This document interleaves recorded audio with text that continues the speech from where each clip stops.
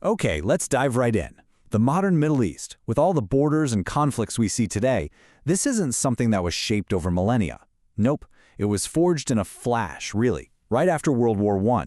Just over 100 years ago, a mix of ambition, secret deals, and a whole lot of broken promises created the region we know. And understanding that moment, well, that's the key to understanding everything that's happened since. This quote from historian David Fromkin just absolutely nails it. See, after the Great War, the winners were talking a big game about a new world, self-determination for all. But behind closed doors, a completely different game was being played. The whole thing was built on a foundation of mistrust and competing goals, which, as you can imagine, would come back to haunt the region for the next century.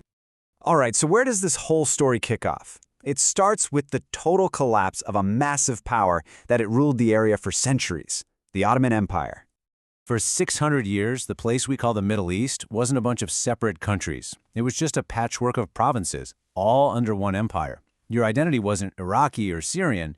It was all about your city, your religion, your tribe. And then, boom. In just a few years, that entire world was shattered. European diplomats, who had little clue about the realities on the ground, literally took out rulers and drew straight lines across the desert. And just like that, you get new countries like Iraq and Jordan basically created out of thin air, lumping together different groups who had never ever seen themselves as part of the same nation. So who steps into this huge power vacuum? Well, the winners of World War I, of course, mainly Britain and France. And they saw a golden opportunity, not to build new nations, but to expand their own empires. And this right here is the infamous Sykes-Picot Agreement. Get this, it wasn't some thoughtful post-war plan. It was a secret backroom deal cooked up while the war was still going on. It just callously carved up the Arab world into British and French zones of control. For the Arab leaders who had fought with the Allies believing they'd get independence, this deal became the ultimate symbol of Western betrayal, a cynical land grab, plain and simple. And, this pattern of outside interference, it didn't just stop with Britain and France. After World War II, the region became a key chessboard in the Cold War. You had the US and the Soviet Union arming and backing opposite sides.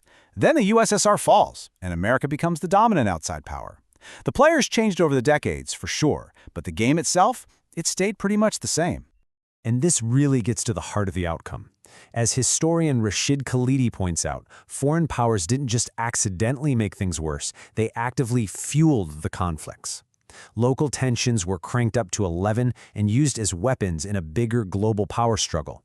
And that left a legacy of instability that is still playing out right now. Okay, now let's add something to this mix that changes everything. Something that would pour gasoline on this already smoldering fire. Oil. A number like this, it just changes the entire game. All of a sudden, those random, artificial lines in the sand were sitting on top of the planet's most critical resource. The fate of these brand new nations was now tied directly to the energy security of the entire industrialized world. This wasn't just about colonial pride anymore. This was about powering the whole global economy.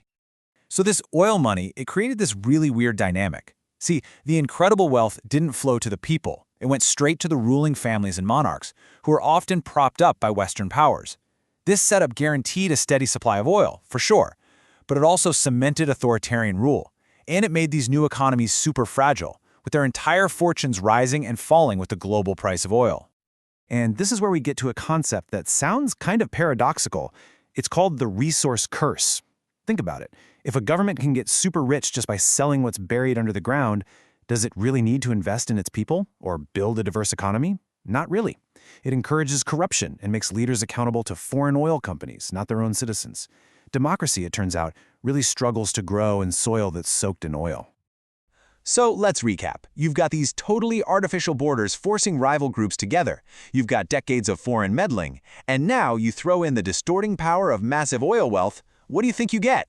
Yeah, a perfect recipe for endless conflict.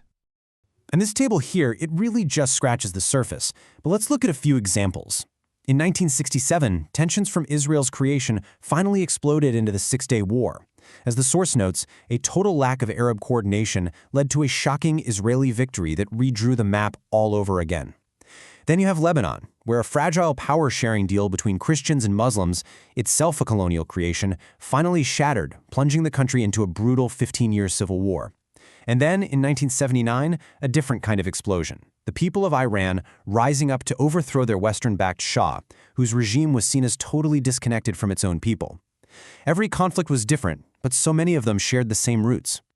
So after a century of this, what are we left with? Why does all this history, these lines drawn in the sand, these foreign power games, why does it still matter so much today? Well, it all comes down to these powerful, tangled-up forces you see right here. You've got the artificial borders that created instant, built-in divisions. You've got the oil wealth that funded dictators and corruption.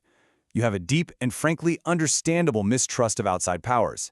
And on top of all that, you have the rise of powerful ideologies, like political Islam, emerging as a direct answer to this whole history of foreign control and local autocrats. These aren't just footnotes in a history book. They are the engines driving the headlines we see every single day. Which leaves us with this final thought. The map of the Middle East, forged in the heat of war and secret deals, has never really been settled. The forces that were unleashed 100 years ago are still very much at play, making the future of this critical part of the world just as uncertain today as it was back then.